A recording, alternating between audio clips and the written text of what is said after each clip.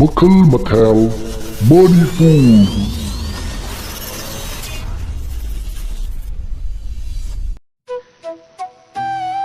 mayam gi nuai na bagi damak leijari ba Makhal Mathel Manipuri channel mayam gi kokna khoiromjari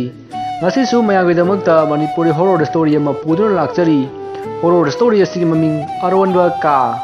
hari ba wari asi hingliba madi sikraba kanagumbi amataga mari lenajadi aibana wakanna sakachaduna tabiriba singi nuai na bagi damak ta semjaba wari ni hojik mayam du khudol tamjari Manipuri horror story Aronba Ka.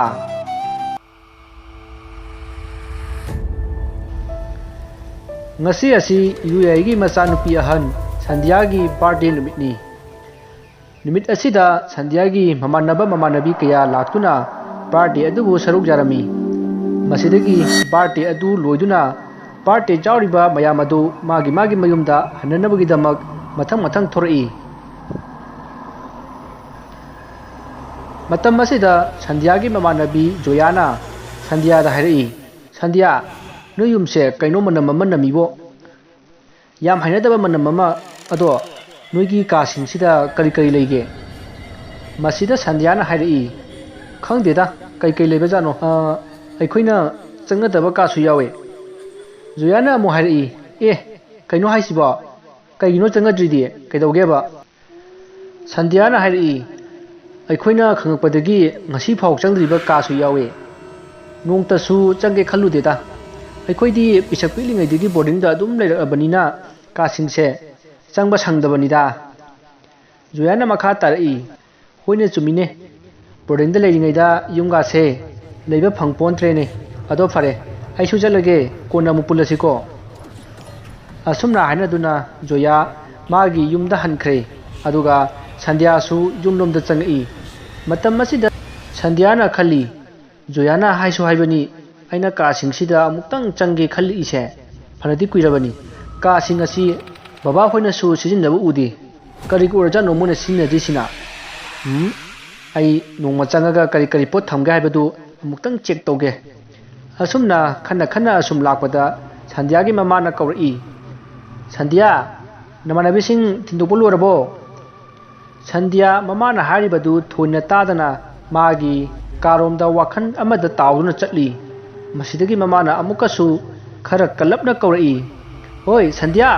nang kaidore kaidorage banangbo hanakti Sandia du mamana kaurakpadu da khangboi kariboi khumai aha kai haigi ma kanano chakrebo Sandiana mamai makok samataba wa hairakpa aduda mamana hari Sandia nang kaidorage ba ha kano nang haidubo mamai makok amta samnadremi masidagi Sandia du kumpham khangdana ima ai kisu tawdeda ado babadi kai lege ai babado wamta hange tawbanine asumna haraga Sandia du mapana lariba ka domda chakkhre Sandiagi mamana Sandiabu yenguna lehawi masidagi Sandia du mapagi manak yawraktuna Sandiana mapada hairi baba ai kinomta hange aikoigi yum masida lariba ka singje kari thamge Sandiana hangaiba wahang aduda mapadu Sandiada yengduna lei aduga hairi abem kasing asida kari leibano haibadu aikoi su khangdeda ado karigino ne ichana adu hangidubo masidagi Sandiana hairi sum khangdana hangbanida asumna hairamaga Sandia magi kada chakkhre mapasu birthday gi yangang singna chayamiba mayamdu losinli asumna matamdu hokiduna numidagi matamda Sandia amadi Sandiagi mama mapa makoi punna sak chaba loraga pamungda tumnakhre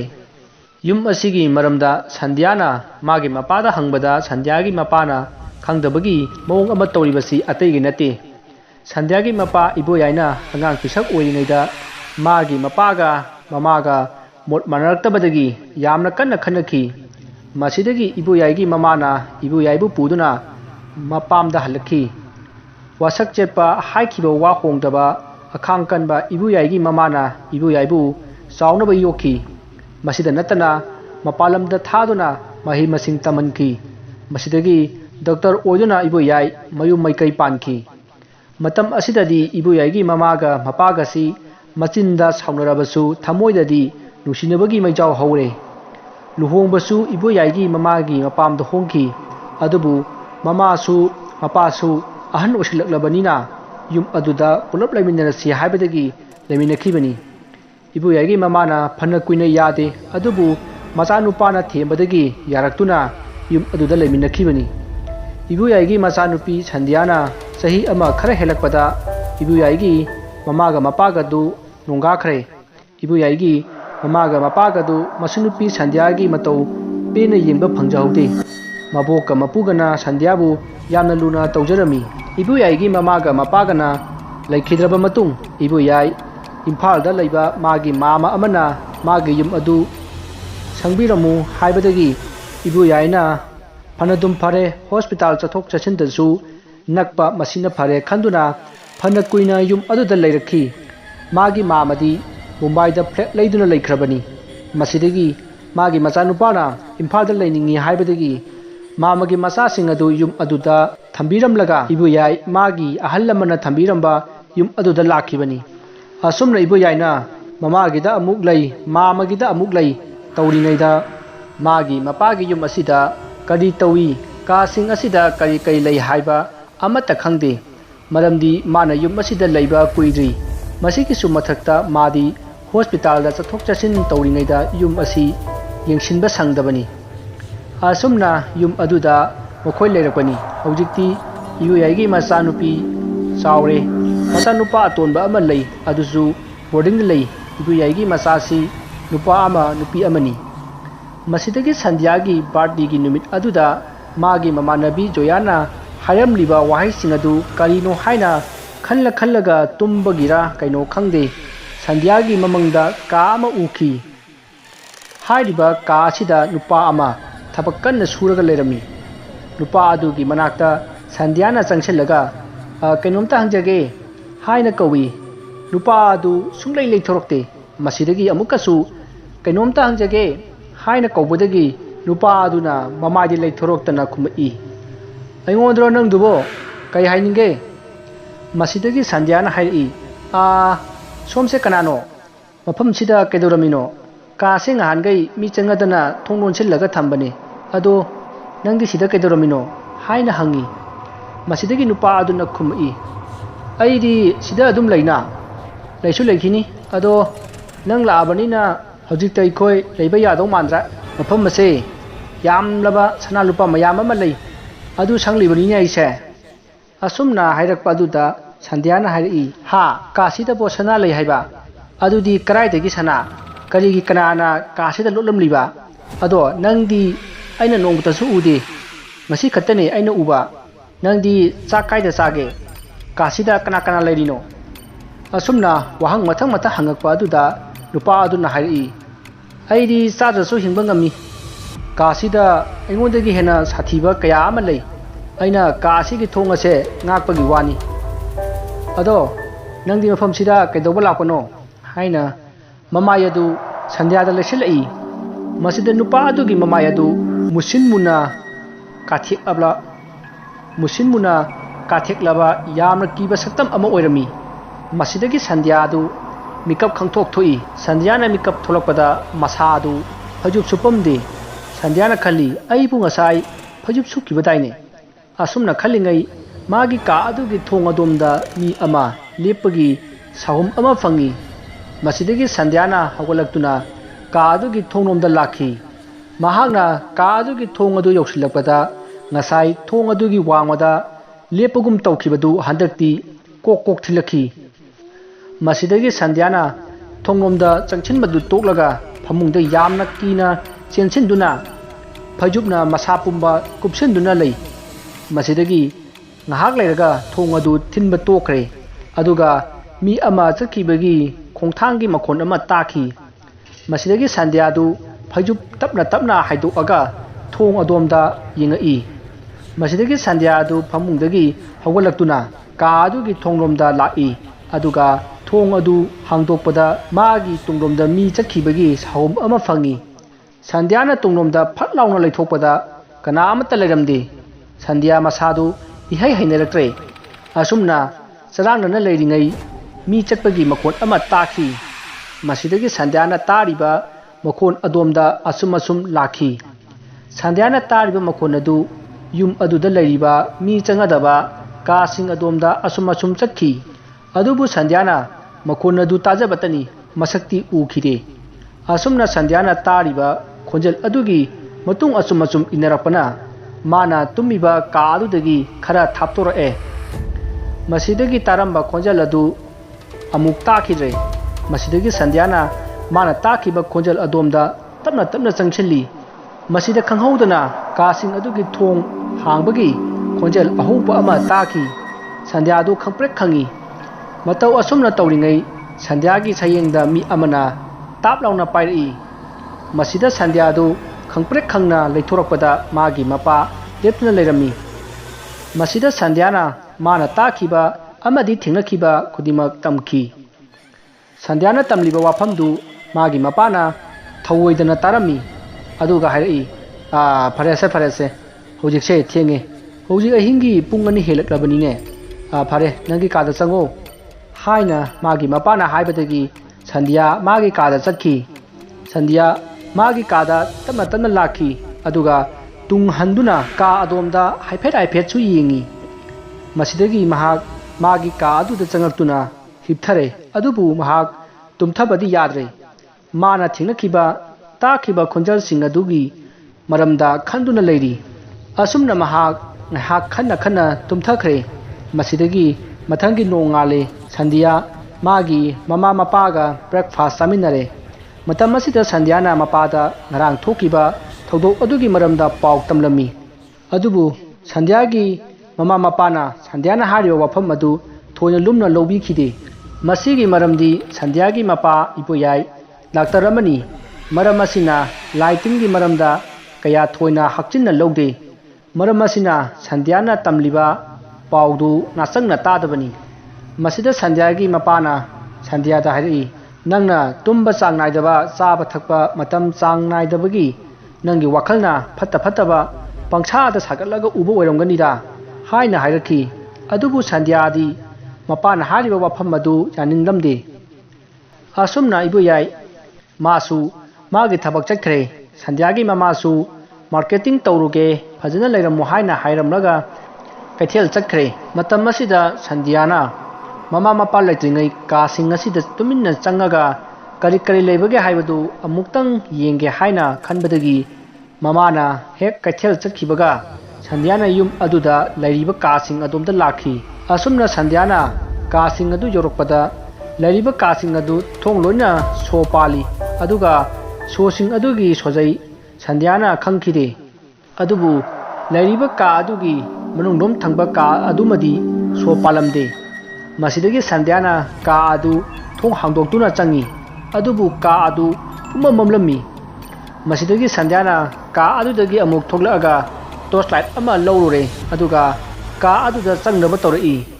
मतम अदुदा ngasai संध्याना हांगलंबा कागी थोंग अदु लोनसिलमी संध्याना मथंदा ngasilapो ओइरमगनी हाइना खंदुना का अदुदा चंगई का अदुदा कैसु थोइदोकपा लैते अतेकपा cycle अमा लै पोचै खरा किसी किसलगा लै मिरांगसु यामना थांगी अतेकपा टेबल खरासु लै मसि नतबा अतै थोइदोकपा लैते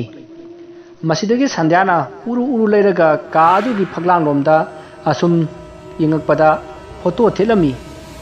संध्याना फोटो अदु माना पारिबा टॉर्च लाइट अदु कापतुना येंबदा माना लैरिबा का अदुगी मताई खरा ओइरपना उबाकना फ्लोर हाबा सुरुंग अमा लैबगी फोटो ओइरमी मसिदगी संध्याना का अदुगी मताइसिंग अदुदा मखोंगना थिंदुना असुम येंगकपदा काचिन खरा ओइरपना उबाकी फ्लोर अमा उखी संध्याना उबाकी फ्लोर अदुबु हांगतुना येंबदा सुरुंग अमा थेंगनखी मसिदगी संध्याना सुरुंग अदुदा तपना तपना कुमथरए असुमना सुरुंग अदुदा असुम असुम कुमथरक्तुना सुरुंग अदुदा चंगकपदा थोंग अमा थेंगनखी थोंग अदु संध्याना हांगदोक्तुना येंबदा यामना चावबा का अमा लेरमी मसिदगी संध्याना असुम असुम चंगसिनदुना का अदुगी अकोइबदा कोयेंग येंगी हारिबा का अदुददी पोचै अति अकाई यामना लेरमी का अदुदा बेचान अतेकपा मखोक जाउदबा सिंजंग बाइक की चका अचौ अचौबा योटली कया अमा लेरमी असुमना लैरिबा पोचै सिंग अदु ꯃꯊꯪ ꯌꯦꯡꯉꯤꯉꯩ ꯁꯟꯙ꯭ꯌꯥꯒꯤ ꯇꯨꯡꯂꯣꯝꯗ ꯃꯤ ꯑꯃ ꯆꯠꯈꯤꯕꯒꯤ ꯁꯥꯎꯒꯨꯝ ꯑꯃ ꯐꯪꯈꯤ꯫ ꯁꯟꯙ꯭ꯌꯥꯅ ꯇꯨꯡꯂꯣꯝꯗ ꯐꯠ ꯂꯩꯊꯣꯛꯏ, ꯀꯅꯥꯝꯇ ꯂꯩꯔꯝꯗꯦ, ꯑꯗꯨꯕꯨ ꯐꯛꯂꯥꯡꯗ ꯌꯥꯜꯂꯤꯕ ꯌꯣꯠꯂꯤ ꯑꯗꯨ ꯐꯦꯔꯦ ꯐꯦꯔꯦ ꯍꯥꯏꯔꯝꯃꯤ꯫ ꯃꯁꯤꯗꯒꯤ ꯁꯟꯙ꯭ꯌꯥꯅ ꯀꯅꯥ ꯂꯩꯕ ꯖꯥꯠꯅꯣ ꯈꯟꯗꯨꯅ ꯑꯀꯣꯏꯕꯗꯨ ꯀꯣꯏꯌꯦꯡ ꯌꯦꯡꯉꯤ꯫ ꯃꯁꯤꯗꯒꯤ ꯁꯟꯙ꯭ꯌꯥꯅ ꯂꯩꯔꯤꯕ ꯀꯥ ꯑꯗꯨꯗ ꯄ꯭ꯂꯥꯏꯅ ꯈꯥꯔꯒ ꯁꯦꯝꯕ ꯀꯥ ꯑꯅꯤ ꯑꯃꯁꯨ ꯂꯩ꯫ ꯍꯥꯏꯔꯤꯕ ꯀꯥ ꯑꯅꯤꯗꯨꯒꯤ ꯃꯔꯛꯇ ꯐꯛꯂꯥꯡꯂꯣꯝ ꯊꯪꯕ ꯀꯥ ꯑꯗꯨꯗ ꯃꯤ ꯑꯃ ꯂꯩꯕꯗꯧꯅ ꯇꯧꯈꯤ꯫ ꯃꯁꯤꯗꯒꯤ ꯁꯟꯙ꯭ꯌꯥꯅ ꯀꯅꯥ ꯂꯩꯒꯦ ꯍꯥꯏꯅ ꯀꯧꯏ, ꯑꯗꯨꯕꯨ ꯀꯅꯥ ꯑꯃꯠꯇ ꯈꯨꯝꯂꯛꯇꯦ꯫ ꯁꯟꯙ꯭ꯌꯥꯅ ꯀꯧꯅ ꯄ꯭ꯂꯥꯏ ꯈꯥꯔꯤꯕ ꯀꯥ ꯑꯗꯣꯝꯗ ꯑꯆꯨꯝ ꯆꯪꯁꯤꯜꯂꯛꯏ꯫ ꯅꯥꯀꯟ ꯑꯃꯔꯣꯝꯗ ꯁꯟꯙ꯭ꯌꯥꯒꯤ ꯃꯃꯥ ꯀꯩꯊꯦꯜ ꯍꯜꯂꯛꯇꯨꯅ ꯁꯟꯙ꯭ꯌꯥꯕꯨ ꯀꯣꯏꯊꯤ ꯊꯤꯕ ꯍꯧꯔꯛꯏ, ꯑꯗꯨꯕꯨ ꯐꯪꯕ ꯀꯧꯕ ꯂꯩꯈꯤꯗ꯭ꯔꯦ꯫ ꯃꯇꯝ ꯑꯁꯤꯗ ꯁꯟꯙ꯭ꯌꯥꯒꯤ ꯃꯄꯥ ꯏꯕꯣꯌꯥꯏꯁꯨ ꯍꯣꯁꯄꯤꯇꯥꯜꯗꯒꯤ ꯍꯜꯂꯛꯇꯨꯅ ꯁꯟꯙ꯭ꯌꯥꯕꯨ ꯊꯤꯕ ꯌꯥꯎꯔꯝꯃꯤ, ꯑꯗꯨꯕꯨ ꯁꯨꯐꯪ ꯐꯪꯈꯤꯗꯦ꯫ ꯃꯁꯤꯗꯒꯤ ꯂꯩꯀꯥꯏꯗ ꯆꯠꯇꯨꯅ ꯂꯥꯛꯄ꯭ꯔꯥ ꯍꯪꯕꯗꯁꯨ ꯀꯅꯥꯃꯠꯇꯅ ꯂꯥꯛꯏ ꯈꯪꯉꯤ ꯍꯥꯏꯈꯤꯗ꯭ꯔꯦ꯫ ꯅꯥꯀꯟ ꯑꯃꯔꯣꯝꯗꯅ ꯁꯟꯙ꯭ꯌꯥꯅ ꯃꯥꯅ ꯆꯪꯒꯦ ꯈꯟꯗꯨꯅ ꯆꯪꯉꯛꯏꯕ ꯀꯥ ꯑꯗꯨ ꯌꯧꯔꯛꯄꯗ ꯀꯥ ꯑꯗꯨꯗ ꯃꯤ ꯋꯥꯔꯤ ꯁꯥꯟꯅꯕꯒꯤ ꯃꯨꯔꯨꯝ ꯁꯣꯟꯕꯒꯤ ꯃꯈꯣꯟꯒꯨꯝꯕ ꯑꯃ ꯇꯥꯈꯤ꯫ ꯁꯟꯙ꯭ꯌꯥꯅ ꯀꯥ ꯑꯗꯨꯗ ꯆꯪꯁꯤꯜꯂꯛꯄꯗ ꯀꯅꯥꯝꯇ ꯂꯩꯔꯝꯗꯦ, ꯑꯗꯨꯕꯨ ꯀꯥ ꯑꯗꯨꯗ ꯐꯃꯨꯡ ꯑꯃꯗꯤ ꯊꯥꯔꯝꯃꯤ꯫ ꯍꯥꯏꯔꯤꯕ ꯐꯃꯨꯡ ꯑꯗꯨꯗ ꯃꯤꯅ ꯍꯤꯞꯄꯒꯤ ꯃꯑꯣꯡꯗ ꯈꯣꯡꯒ꯭ꯔꯥꯎ ꯑꯃ ꯐꯨꯔꯤꯠ ꯑꯃ ꯄꯥꯛꯅ ꯁꯟꯗꯣꯛꯂꯒ ꯂꯩꯔꯝꯃꯤ꯫ ꯃꯗꯨ ꯎꯕꯗ ꯁꯟꯙ꯭ꯌꯥ ꯁ꯭ꯋꯥꯏ ꯂꯥꯎꯏ꯫ ꯃꯁꯤꯗꯒꯤ ꯀꯥ ꯑꯗꯨ ꯏꯀꯣꯏ ꯀꯣꯏꯅ ꯁꯨꯝ ꯌꯦꯡꯉꯛꯄꯗ ꯀꯥ ꯑꯗꯨꯒꯤ ꯃꯇꯥꯏ ꯑꯣꯏꯔꯞꯅ ꯎꯌꯨꯡ ꯑꯃ ꯌꯨꯡꯏ꯫ ꯍꯥꯏꯔꯤꯕ ꯎꯌꯨꯡ ꯑꯗꯨꯗ ꯔꯦꯟꯀꯣꯠ ꯑꯃ ꯌꯥꯟꯗꯨꯅ ꯂꯩꯔꯝꯃꯤ꯫ ꯍꯥꯏꯐꯦꯠ ꯍꯦꯛ ꯎꯕꯗ ꯃꯤ ꯂꯦꯞꯄꯒꯤ ꯃꯑꯣꯡ ꯃꯥꯜꯂꯤ꯫ ꯃꯗꯨꯗ ꯁꯟꯙ꯭ꯌꯥꯗꯨ ꯁ꯭ꯋꯥꯏ ꯂꯥꯎꯏ, ꯑꯁꯨꯝꯅ ꯔꯦꯟꯀꯣꯠ ꯑꯗꯨꯗ ꯃꯤꯠꯌꯦꯡ ꯊꯝꯂꯤꯉꯩ ꯉꯁꯥꯏ ꯐꯨꯔꯤꯠꯀ ꯈꯣꯡꯒ꯭ꯔꯥꯎꯒ ꯁꯟꯗꯣꯛꯑꯒ ꯂꯩꯍꯧꯕ ꯐꯃꯨꯡ ꯑꯗꯣꯝꯗ ꯄ꯭ꯔꯦꯛ ꯂꯥꯎꯕ ꯃꯈꯣꯟ ꯑꯃ ꯇꯥꯔꯛꯏ꯫ ꯃꯁꯤꯗꯒꯤ ꯁꯟꯙ꯭ꯌꯥꯅ ꯐꯃꯨꯡ ꯑꯗꯣꯝꯗ ꯐꯠ ꯂꯥꯎꯅ ꯌꯦꯡꯊꯣꯛꯄꯗ ꯐꯃꯨꯡꯗ ꯂꯩꯍꯧꯕ ꯐꯤꯁꯤꯡ ꯑꯗꯨ ꯀꯥꯡꯊꯣꯟꯗ ꯌꯥꯟꯊꯔꯒ ꯂꯩꯔꯝꯃꯤ꯫ ꯃꯁꯤꯗꯒꯤ ꯁꯟꯙ꯭ꯌꯥꯗꯨ ꯀꯟꯅ ꯂꯥꯎꯔꯒ ꯀꯥ ꯑꯗꯨꯗꯒꯤ ꯆꯦꯟꯊꯣꯔꯛꯂꯦ꯫ ꯁꯟꯙ꯭ꯌꯥꯅ ꯂꯥꯎꯕꯒꯤ ꯈꯣꯟꯖꯦꯜ ꯑꯗꯨ ꯁꯟꯙ꯭ꯌꯥꯒꯤ ꯃꯃꯥꯅ ꯌꯥꯝꯅ ꯄꯤꯛꯅ ꯇꯥꯈꯤ꯫ ꯃꯁꯤꯗꯒꯤ ꯃꯈꯣꯏ ꯁꯟꯙ꯭ꯌꯥꯅ laukibadu karomdano haina koithi thiba horei. Masida mapana Sandhyadu kada kari lei haina hek hangbani. Aduna kada leiramba yai haina aduna Sandhyagi mamaga ibu yaiga yumadugi mi changadaba ka adumda chelakhi. Somdana Sandhya phamungda leihoba phi aduna phamungda yantharaga leirambadagi lauduna chentorakpada upsinduna tukhi. Masidagi mana pairakpa torchlight adu makhutagi phanayam sangna langthoki. Sandhyana upsillaga tuba aduda mamaina leibakta jaishinbada manaton jaishinbadagi manatondu nahi yamna tarami. Adudagi mana torchlight adu langbada light adusu mutkre. Masidagi ka adu pungmam mongki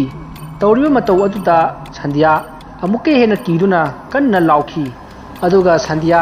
kapna torchlight adu amamba marak aduda mama aduna thirai. Matam masida Sandhyana karigumba posak ama makhutna thingnakhi. Sandhyana madu torchlight oirabai khanduna paikhatnaba honabada chanap lauba pot oirami. Mana asum maduna paikhalakliba pot adugi maning mamang maduna yengbadadi khangle madudi mana paikhalakliba pot adu migi akakpa makhutni haiba khanglakhi. Masidagi Sandhyana kanna lauraga mana paikhalaiba pot adu laktana langthoki. Aduga khuruk khuduk kullaga achouba ka adugi thonglomda thoknabagidamak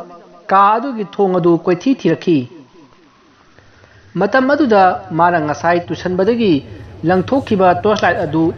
thengare. Mana torchlight adu amuk kaptuna akoibadu koyengi karimata tawramde. Masidagi mana manatonda makuna nalubada makutta I paglakhi. I adu urubadagi Sandhya yamna kanna laurakhi.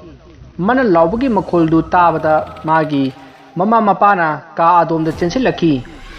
Matam asida ibo yaina Sandhya haina kawi. Mapana kawudu tabada Sandhya khumge tawi. Matam aduda Sandhyagi makhongda mi amana tap launa pairakhi. Aduga ngasai phi yantharaga leihoba ka adomda soro lakduna chingchinki. Sandhyana yamna kanna lauramaga tumin laikhre. Masidagi Sandhyagi mama mapadu surung aduda parap kumtharaktuna akoibadu koyeng yengi matam aduda Sandhyana pairamba torchlight adu ka amagi thongjinda taduna leirami masidagi iboyaina Sandhya haina kauduna chenchilubada Sandhya adu yamna phibam sokna phamung adugi masi amada targa leirami iboyaina chenchinduna Sandhya bu kaukhi masidagi ka adu mi langbagi khonjelda nil khongba torai masidagi Sandhya gi mamana ka asidagi thokhorasi haibadagi makhoi mafam adu thadoktuna chenthorokhi asumna makhoi ka adudagi thuklaklei adubu Sandhya di gyan tartri masidagi Sandhya gi mamana iboyaida maiba amata kaubiruso haibadagi iboyaina maiba kauba chakhi matam asida Sandhya adu masa longthek thekalai aduga kanna nuglai aduga amu tumina leikhi asumna ngaihak leiraga iboyaina maiba ama puraga lakhi asumna maiba aduna Sandhya bu mihun jengki matam asida maiba aduna hairi angang asi lai phatabu narene aduna noigi imung asida lai gi upu ama lei hairiba upu adu mai thadoktrabadi yararoi haina haibadagi upu adu karaida leibagi haina koithi thirakhi masidagi maiba aduna surung adugi manungda leire haina hairakpadagi surung aduda changaktuna ngasai thi leiba phamung adugi kangkhadagi upu adu lokthoraki aduga yum adugi sumangda upu adu mai thakhi matam aduda surung adugi manungda yamna kanna law khongbagi makhol takhi aduga ka adudagi musin muba maikhu mayam ama paithoroktuna upu adugi akoibada uru ungki masidagi upu adusu tapna maina chakpadagi tumnaba chakre asumna upu adu ut onkhre aduga upu adugi akoibada pairamba amuba sing adusu tapna mangkhre hariba matamsi numidangi pung 3 helabani masidagi Sandhya su gyan taraktuna wakhan lakle masigi matung maibaduna upu mai thabagi ut adu khomjillaga phumjin khro haibadagi phumjin khre masidagi maibadusu iboyaina ngamjaba sen khara takhina kachaki asumna maibadusu yumda hankhre asumna upu adu mai thabadagi Sandhya kaisu thoidokpa tawdana mahaushagi punsida handaktuna nungaina leikhi wari asi matang asta lojare wari asida sokhim lankiba kaya yarabasu tabiriba singna pujal chauna ngakpigani